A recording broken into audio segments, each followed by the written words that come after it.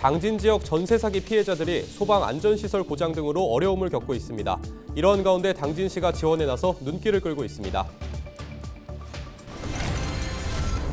서산 대산공장에서 폐수를 무단 배출한 혐의로 재판에 넘겨진 현대오일뱅크 전직 대표이사에게 1심에서 실형이 선고됐습니다.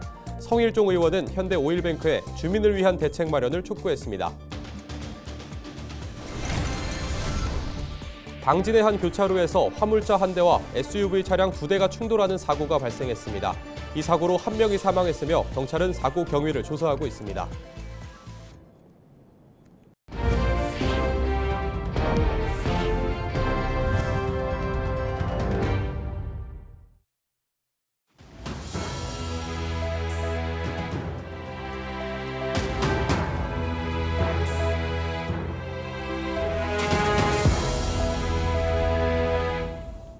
시청자 여러분 안녕하십니까? 헬로티비 뉴스입니다.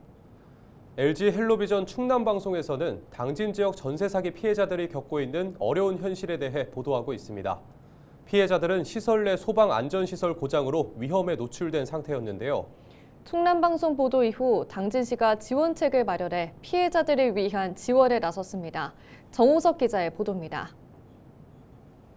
지난해 당진 지역에 다가구 건물 여러 채를 소유한 부부가 극단적인 선택을 하면서 전세 사기 피해가 발생했습니다. 세입자들은 건물의 소방시설과 안전시설을 관리하는 주체가 사라지면서 큰 피해를 겪고 있습니다.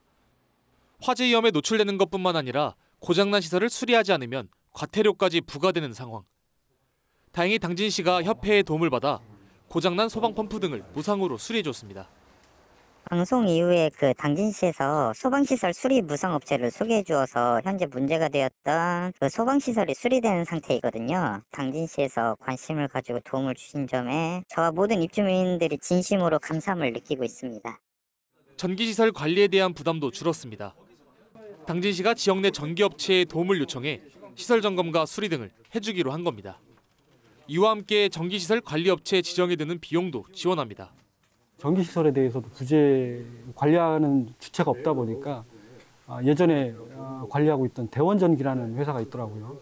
연락을 해서 딱한 사정을 좀 이야기를 했더니 흔쾌히 협조를 해주겠다고 해서 그렇게 지금 추진하고 있는 상황입니다. 피해자들은 당진시의 지원 덕에 화재 위험에서 벗어날 수 있게 됐다고 말합니다.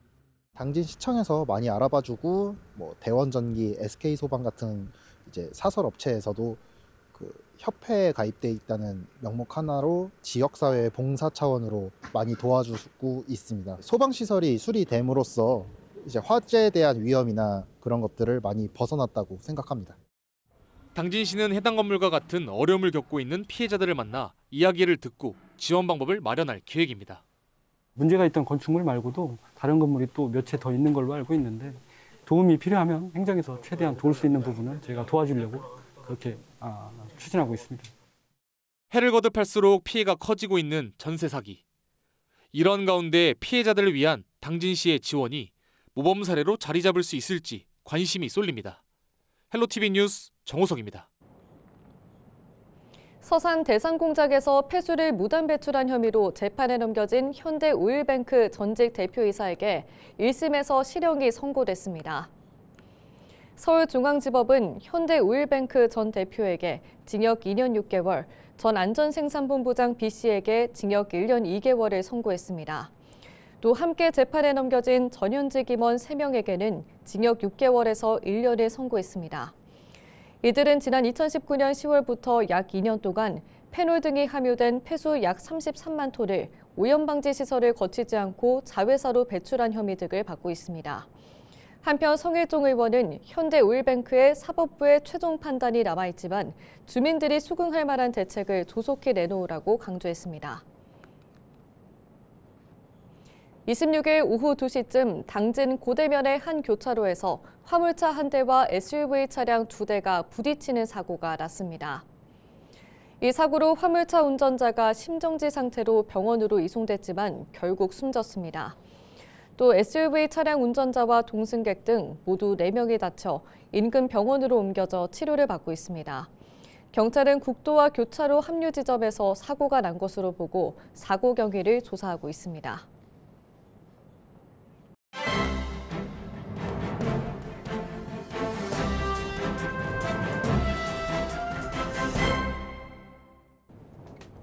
굿모닝 충청 기사입니다.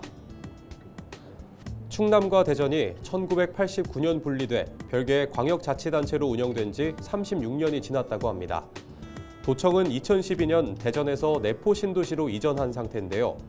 하지만 한국도로공사, 한국관광공사 등 34개 공공기관의 지역 본부, 지사는 여전히 충남과 대전을 분리하지 않고 있다고 합니다. 또한 일부 분리 독립한 기관의 경우 대전 본부, 지사에서 도내 몇몇 시군에 대한 관할권을 가지고 있어 행정구역 불일치가 이어지고 있다는데요. 이로 인해 공공서비스 대응력 약화와 업무 혼선 초래 등 문제점이 초래되고 있습니다. 김태흠 지사는 관할 행정구역 불일치 공공기관에 충남지사 분리 독립 촉구 서한문을 보내기도 했다는데요. 이런 가운데 도화시는 지난해 말 행정통합 추진을 선언했다고 합니다. 이어 민관협의체를 구성했으며 다음 달 중에는 특별법 초안 공개를 예고한 상태인데요. 양 지자체가 통합을 할 경우 그동안의 도의 노력이 원점으로 돌아가는 게 아니냐는 우려가 나옵니다. 공공기관 입장에서도 분리 독립 필요성이 희석될 가능성이 높다고 신문은 전했습니다. 지금까지 신문 브리핑이었습니다.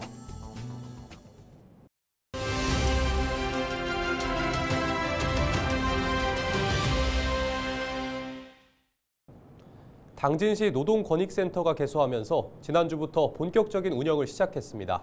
당진시 김현영 사회적경제팀장 전화 연결해서 자세한 내용 들어보겠습니다. 팀장님 안녕하십니까?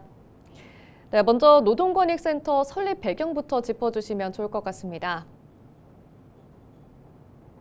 네, 당진시에서는 일하는 당진 시민들의 권리 보호와 증진을 위해 당진시 노동권익센터를 개소해 본격적인 운영에 들어갔습니다. 센터 설립을 위해 지난해 12월 개정된 당진시 노동자 권리 보호 및 증진을 위한 조례를 근거로 노동상담소와 비정규직 지원센터의 유사한 업무를 일원화했고, 이에 따라 당진 버스터미널 내 위치한 기존 노동상담소 사무실을 리모델링해 당진시 노동권익센터로 통합하여 운영합니다. 네, 구체적으로 어떤 일들을 하는 건가요? 당진시 노동권익센터는 노동상담소의 노동법률 상담과 권리구제 지원 업무를 유지하면서 비정규직 지원센터에서 진행해온 노동 관련 정책 사업을 확대해 심도 있게 추진할 계획입니다. 주요 사업으로 비정규직 노동자 실태조사, 노동약자와 영세 사업주를 위한 노동법률 교육, 공인노무사가 직접 찾아가는 노동법률 상담 등이 포함됩니다. 네, 센터 운영과 관련해 주민들에게 전하고 싶은 말이 있다면 해주시죠. 네, 당진시는 노동권익센터 운영으로 시민들에게 깊이 있는 노동 서비스를 제공하고 노동약자 보호를 위한 노동인권 개선에 더욱 노력하겠습니다. 당진시에 일하는 모든 시민께서 노동권익센터에 많은 이용을 부탁드리며 노동 문제 해결에 실질적인 도움이 되시길 바랍니다. 네, 오늘 말씀 고맙습니다. 지금까지 당진시 김현영 사회적경제팀장과 이야기 나눴습니다.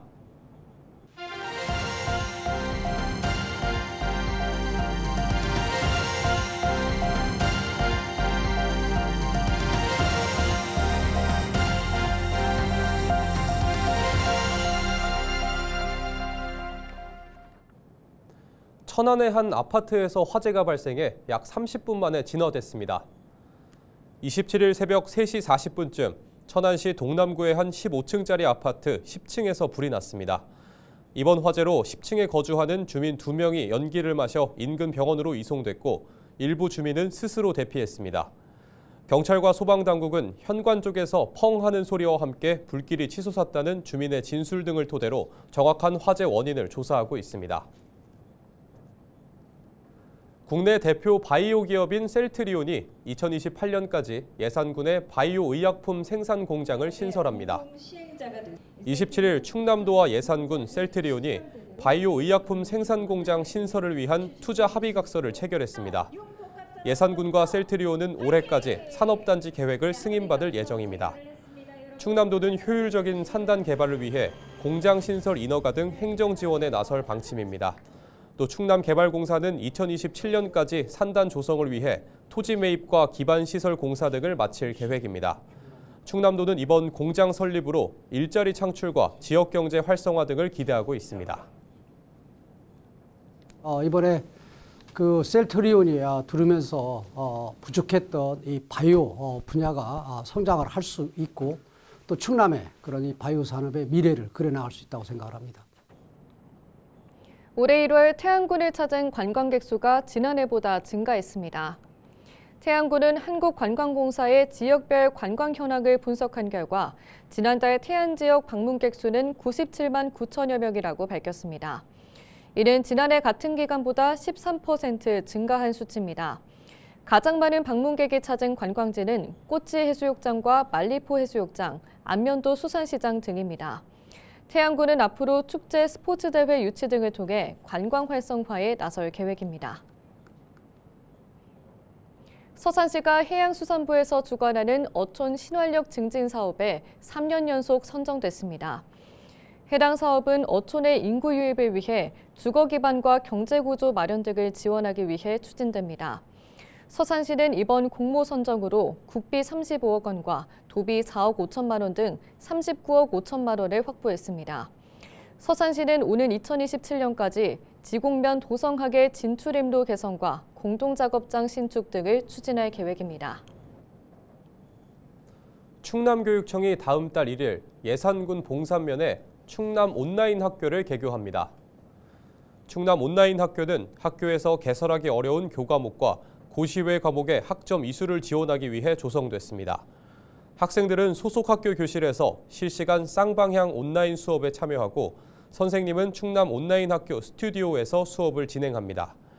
교육청은 올해 63개의 강좌를 운영할 계획이며 올해 성과를 바탕으로 더 많은 학생의 과목 선택권 확대를 위한 사업을 추진할 방침입니다. 당진시가 지난 26일부터 부산에서 열린 드론쇼 코리아에 참여해 홍보 부스를 운영하고 있습니다. 드론쇼 코리아는 아시아 최대 규모의 드론 전시회로 국내외 드론 제조업체와 연구기관, 공공기관 등이 참여합니다. 당진시는 이번 전시회에서 드론산업지원센터와 한중 드론 합작법인 설립 계획을 홍보했습니다. 또 국내 드론 기업들의 투자 유치를 위한 상담을 진행했습니다. 한편 당진시는 드론 산업 활성화를 위해 연구개발 지원과 관련 기업 유치 등 다양한 지원 정책을 추진할 방침입니다. 서산시가 시민의 일상생활 속 불편을 신속하게 해소하기 위해 나섭니다. 서산시는 올해 소규모 생활불편 사업 1차 대상지 101개소를 선정하고 4억 7천여만 원을 투입한다고 27일 밝혔습니다. 서산시는 마을 안길 보수와 농경지 주변 정비 등을 추진할 계획입니다. 또 올해 17억 원을 투입해 모두 340건의 소규모 생활불편 해소를 목표로 해당 사업을 추진할 방침입니다. 충남도가 개학 전 도내학교 100곳을 대상으로 수질 검사를 합니다. 올해 검사 대상은 청양과 금산, 서천 지역 초중고등학교 등입니다. 주요 검사 항목은 미생물과 중금속, 대장균 군입니다. 상수도가 보급되지 않은 지하수 음용학교는 우라늄 등 자연 방사성 물질 검출 여부도 확인할 계획입니다. 검사 결과 부적합 시설은 음용 중단 처리하고 소독 등 시설 개설에 나설 방침입니다. 청양군이 쌀 수급 안정과 농가 소득을 높이기 위한 전략 작물 직불제를 추진합니다. 청양군은 논에서 밀과 콩 등 작물을 재배하는 농업인에게 1헥타르당 최고 650만 원을 지급한다고 밝혔습니다. 신청 대상은 농업 외 종합소득 금액이 3,700만 원 미만 농업인으로 전략 작물을 1,000제곱미터 이상 면적에서 재배해야 합니다. 신청은 청양군에 하면 됩니다. 충남교육청이 지난달 20일부터 이번 달 26일까지 급식실 현장 점검을 실시했다고 27일 밝혔습니다. 이번 점검은 쾌적한 급식 환경 조성과 원활한 학교 급식 운영을 위해 실시됐습니다. 교육청은 겨울방학 급식실 환경 개선 공사 학교 59곳과 신설학교 유치원 11곳을 점검했습니다. 주요 점검 사항은 급식실 내 설비와 환경 위생 관리 상태, 원활한 급식 대책 등이었습니다. 이상으로 뉴스를 마칩니다. 시청해주신 여러분 고맙습니다.